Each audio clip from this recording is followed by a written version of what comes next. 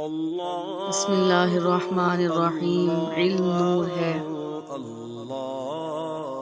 آپ صلی اللہ علیہ وسلم کو گوشت کا کون سا حصہ پسند تھا؟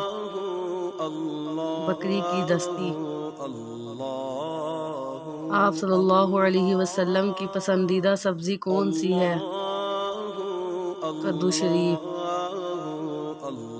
آپ صلی اللہ علیہ وسلم کس جانب سے سر میں مانگ نکالتے تھے؟ درمیان میں سے۔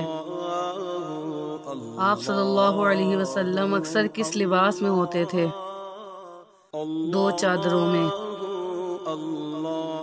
حضرت محمد صلی اللہ علیہ وسلم رمضان کے علاوہ کس مہینے میں سب سے زیادہ روزے رکھتے تھے؟ شعبان المعظم کے مہینے میں۔